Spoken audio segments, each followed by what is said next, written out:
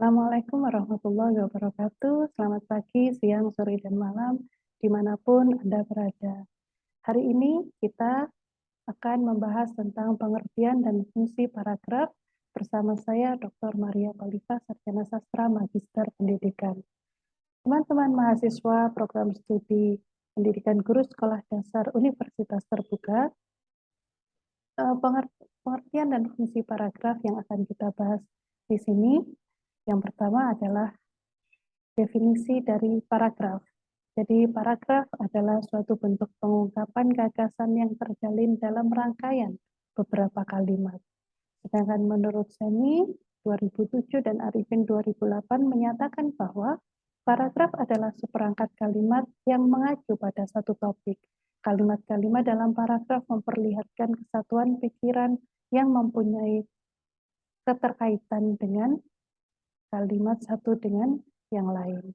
Sehingga dalam penyusunan sebuah paragraf, kita harus mampu menyusun satu kalimat dengan kalimat yang lain agar mudah dipahami oleh para pembaca.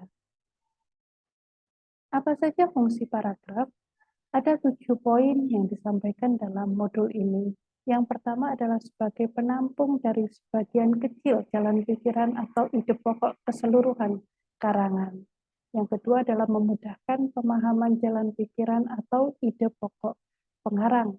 Sehingga ketika seorang pengarang mau menyusun sebuah karangan, pengarang harus mampu membagi dalam beberapa paragraf agar pembaca mudah memahami jalan pikiran yang ditulis oleh pengarang tersebut. Kemudian yang ketiga adalah sebagai alat bagi pengarang untuk mengembangkan jalan pikiran secara sistematis. Dengan kita menulis dalam sebuah paragraf, maka jalan pikiran itu akan terhubung secara otomatis dan sistematis. Yang keempat, sebagai pedoman bagi pembaca untuk mengikuti dan memahami alur pikiran pengarang. Kelima, penyampai pikiran atau ide pokok pengarang kepada pembaca. Sebagai penulis, maka dalam sebuah paragraf haruslah kita memberikan sebuah ide pokok dan ide pendukung, di mana ide pokok dan pendukung itu harus dituangkan dalam suatu paragraf. Kemudian yang keenam adalah sebagai penanda bahwa pikiran baru dimulai. Dan yang ketujuh, dalam rangkaian keseluruhan karangan, paragraf dapat berfungsi sebagai pengantar atau tutor, atau kemudian juga sebagai isi dan sebagai penutup karangan. Struktur paragraf yang baik haruslah berisi kalimat topik dan kalimat pendukung. Apa saja kalimat topik itu? Kalimat topik merupakan kalimat yang berisi topik yang dibicarakan oleh pengarang. Di mana ciri-ciri yang ada di dalam kalimat topik? Yang pertama adalah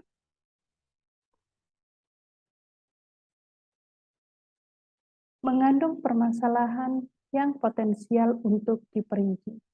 Yang kedua, merupakan kalimat lengkap yang dapat berdiri sendiri. Yang ketiga, mempunyai arti yang cukup jelas tanpa harus dihubungkan dengan kalimat lain. Dan yang keempat adalah dapat dibentuk tanpa bantuan kata sambung atau frasa transisi. Jadi kalimat topik di sini merupakan kalimat utama, di mana kalimat utama ini berfungsi sebagai kalimat yang jelas dan dapat dipahami oleh para pembaca. Kemudian di samping kalimat topik juga harus diisi dengan kalimat penjelas, di mana kalimat penjelas ini berisi beberapa kalimat yang menjelaskan atau mengembangkan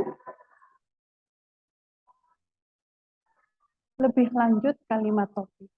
Ciri-ciri kalimat penjelas atau kalimat pengembang yang baik adalah yang pertama harus sering merupakan kalimat yang tidak dapat berdiri sendiri. Jadi kalimat ini harus menempel pada kalimat pokok. Dan yang kedua, arti kalimatnya baru jelas setelah dihubungkan dengan kalimat lain dalam satu paragraf. Yang ketiga, pembentukannya sering memerlukan bantuan kata sambung dan frase transisi. Keempat, isinya berupa rincian, keterangan, contoh, dan data tambahan yang bersifat mendukung kalimat topik. Sehingga dalam kalimat penjelas ini Ini merupakan penjelasan dari sebuah kalimat pokok sehingga tidak dapat berdiri sendiri, harus diawali dengan kalimat utama atau kalimat pokok. Dan kalimat penjelas ini hanyalah merupakan tambahan berupa rincian, keterangan, dan contoh untuk memperjelas dari sebuah kalimat utama. Kemudian,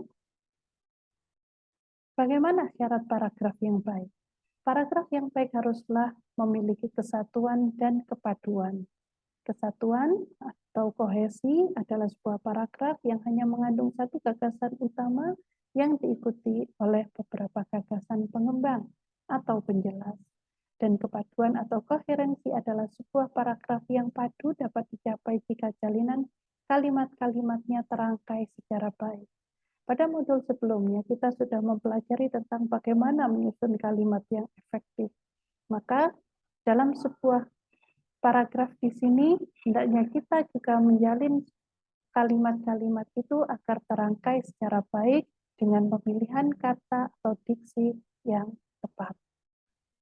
Itulah yang kita bahas pada modul 3 pada kesempatan hari ini. Jika teman-teman mahasiswa ada yang ditanyakan, bisa kita lanjutkan pada kolom diskusi.